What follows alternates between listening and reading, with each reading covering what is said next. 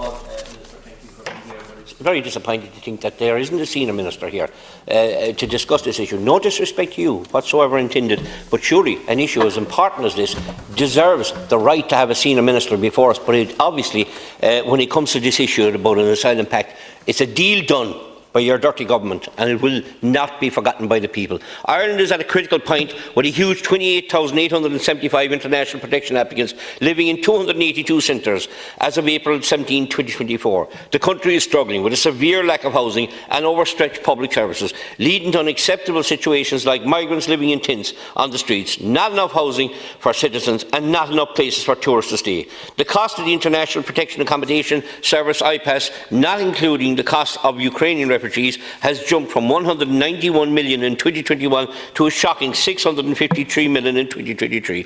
It's expected to put a massive $1 billion burden on Irish taxpayers in 2024 because of the government's unwavering commitment to a policy of welcoming all asylum seekers in force without asking taxpayers, raising big democratic and financial worries. The government is not sharing the Attorney General's opinion and Department's advice on the negative effects of a yes vote in the March 8 referendums. This makes people doubt if the government is being open about the consequences and costs of joining the European Union EU Migration and Asylum Pact. Ireland, like Denmark, has the special legal right to opt out of some parts of the Pact. There is no good reason for Ireland to join the EU Migration and Asylum Pact, which would force the country to accept more asylum seekers on top of many international protection applicants already coming in, especially when there is no legal requirements to do so.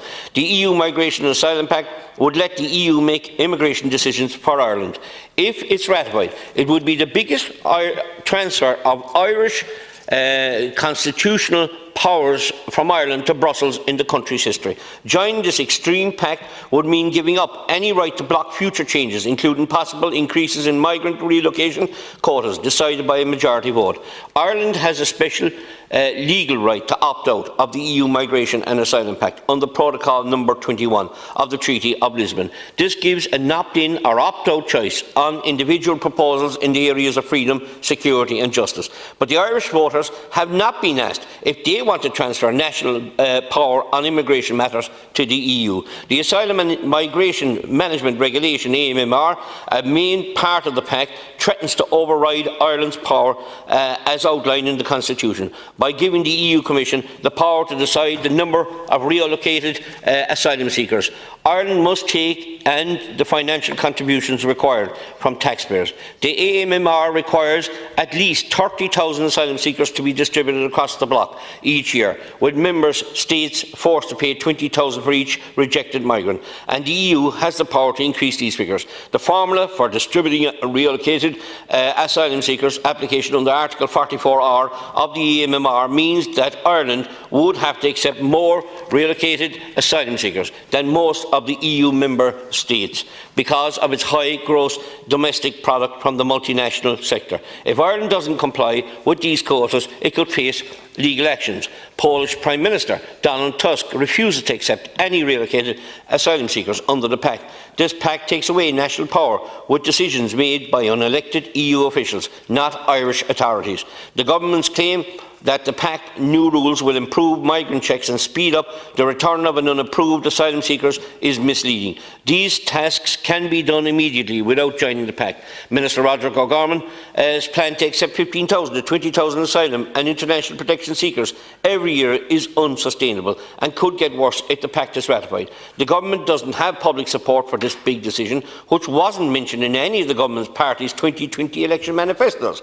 The government needs to realise the signing of the EU Migration and Asylum Pact is irresponsible and a big infringement on constitutional sovereignty and democratic principles.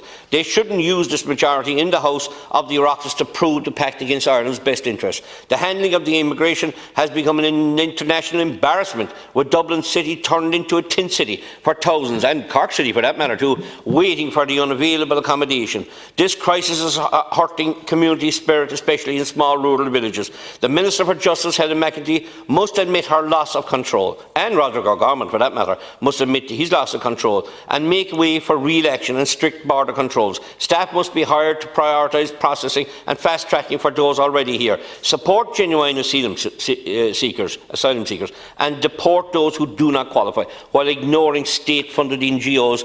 Dublin City has become a tin city for thousands waiting for housing due to the international immigration crisis. This shows the government's failure to manage immigration. The government's silence has made the humanitarian crisis worse and left our communities feeling helpless. This lack of leadership has created uncertainty, affecting our communities' safety and sense of belonging. If the government doesn't address this crisis, our country could face social and economic instability. The government is unfairly blaming Britain while ignoring the influx of asylum seekers from the EU countries. They need to take a comprehensive approach to the asylum seekers crisis, no matter where people are coming from. The government's refusal to admit their poor handling of the immigration has disrupted small communities, businesses and tourism in Ireland.